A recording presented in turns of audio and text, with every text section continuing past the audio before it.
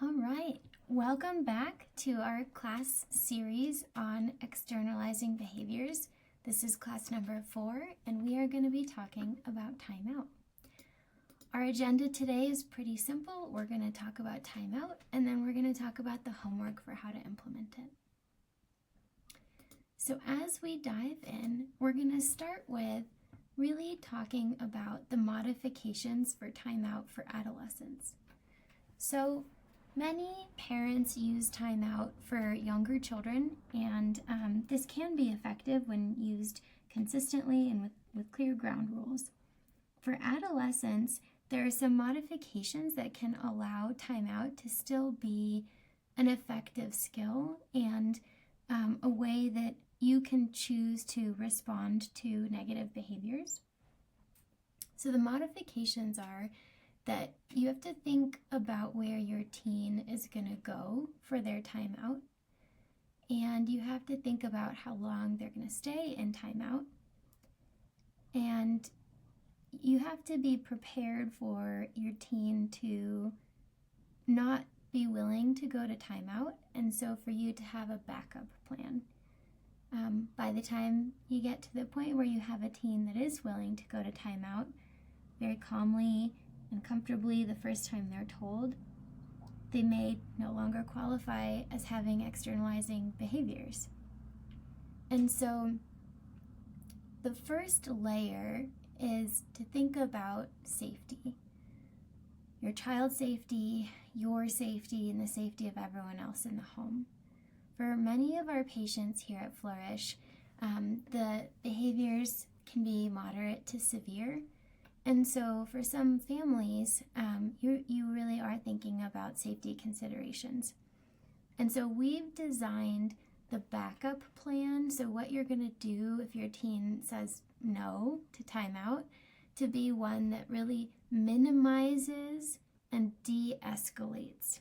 So it's not about trying to get into a power struggle with your teen or really pushing them when they're getting themselves worked up and potentially getting to a place of explosive confrontations. It's really about staying calm and modeling the kind of calm behavior that eventually we're going to be working towards your teen being able to have. So we are going to address all 3 of these points. Okay, some keys to success are that timeout really has to occur immediately at the time of the misbehavior or the negative behavior. For teenagers, timeout can last between 5 and 20 minutes. We don't recommend longer than 20 minutes. It's not shown in the evidence to be effective to make timeouts last longer. It's really, timeout is meant to be a moment where the teen can have a chance to cool off and choose for themselves to reflect on their behaviors. It's also meant to be a time when you're removing them from the ability to get attention for their negative behaviors. So it's really helping them cool off by not giving them attention. Okay, and the third key to success for timeout is that when timeout is done, your teen's slate is wiped clean.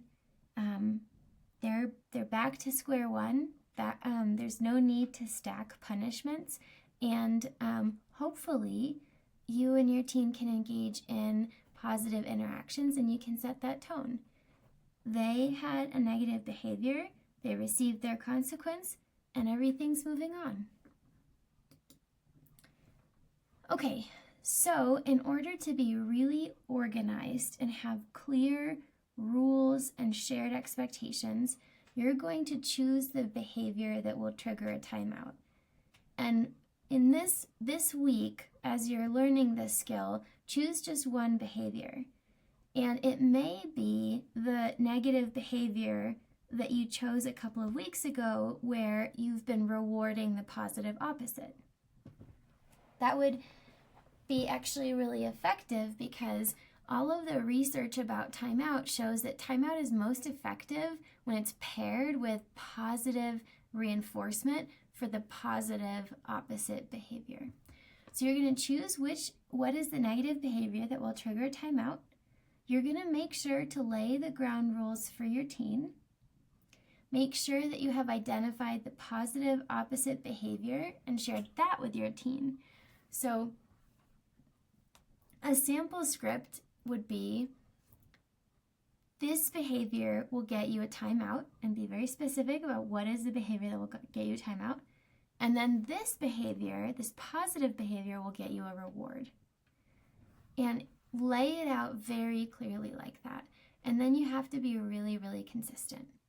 You want to reward the positive opposite and use timeout for the identified negative behavior. When you are implementing timeout, stick to the script. Teenagers are really good at trying to derail a conversation or, changing the topic. If you are grounded in what you are doing and you stick to your script, you can stay calm and stay on topic. You're going to be consistent. You're going to stick to the rules that you've already laid out ahead of time. And then you're going to say very simple commands. Go sit on the back steps for 5 minutes. I'm setting a timer and I'll let you know when you can come back. That's it. You don't need to say more. Don't get caught up in explaining why. You've already laid the ground rules. And really do try to sound calm with an even tone. You are showing your child that you can respond to frustrating situations in a calm way, and so can they. All right, it is expected that your teen will refuse. I think you just have to expect that so that you're prepared for it. And the credibility here is in having a backup plan for when they do refuse. So when your teen refuses, don't repeat yourself. Tell your teen once, very clearly, and then point to the place they should go for their timeout and do that silently. It is possible that pointing silently will get more of their attention than what you said the first time. And if that works, excellent. That's it. They've gone to their timeout, they do their timeout, and then they come back and reintegrate. Again, it's very possible that this still won't work. If they don't follow your silent command in, the first 20 or 30 seconds, then you use your backup plan. And the first backup plan that we're going to be working on in this program is, again, one that really we're taking into account that some of our patients have moderate to severe behaviors.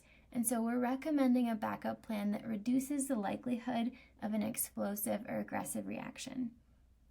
If your teen cannot go to their timeout, the response is that the family will leave the teen alone in the room and go to another room without the teen for 15 minutes. You are essentially creating a timeout for them where they don't have to go to the timeout location. You are leaving them in the room where the behavior occurred for the timeout location. That requires some preparation for a good implementation. So to implement this backup plan, you can say, so when your teenager, so you have done this step, you've said, go sit on the back steps for 5 minutes, I'm setting a timer and I'll let you know when you can come back. They have refused. Then you did this step. You did not repeat yourself. You pointed to the place they should go for timeout silently, and they still refused. Now you say, would you prefer to do your timeout in the back steps or, whatever the spot is that you've identified as your timeout spot, or would you prefer you do your timeout here and I have the rest of the family leave for a few minutes? If they say, no, I'll go to my timeout spot, great. They're going to go to their timeout spot and do their timeout and then come back. Any reaction other than that, so they start talking about something else, they start doing something else, they're getting frustrated, any reaction like that, and you say, okay, I take that to mean you would prefer that I have the family leave you to do the timeout here for a few minutes. And then that's it. All your teen has to do is stay put to do their timeout. Now, to prepare for this backup plan, you do have to make sure that you're following your identified safety plan. So if you are in a home that has a gun, you need to make sure your guns are locked before you implement this safety plan. And really, hopefully, you're doing that anyway, because that can be a risk factor for your child. For some children, making sure that you have locked any knives or sharp objects will also be part of the safety plan. I say this not to scare you, but so that when you are implementing this, you can feel confident that you are doing this safely for your child, for yourself, and for others in the home. For some of our kiddos who have moderate to severe behaviors, they may not be ready for timeout. If your child has had to have the police called, or if you have had to call the police in the last month, your child is probably not ready for timeout, and that is okay. You can keep working on all of the other skills to help lower the temperature at home, help build your child's confidence that they are loved and that they can, in fact, have positive behaviors and get rewards. And then work with your family guide to identify when your child is ready and stable enough to try timeout as a new skill. You can do very effective parenting without using the skill of timeout. This is an optional skill for the families where children have been stable enough, where police have not had to be called for the past month, and where parents want to have a behavior, a consequence to mild negative behaviors. All right, and then when the timeout is done, it's done. Clean slate. It's back to making sure your child is internalizing the message that you love them, they're internalizing the message that you believe in them, and you are giving them positive attention for positive or neutral behaviors. Okay, so your homework. So the first step in the homework is to prepare.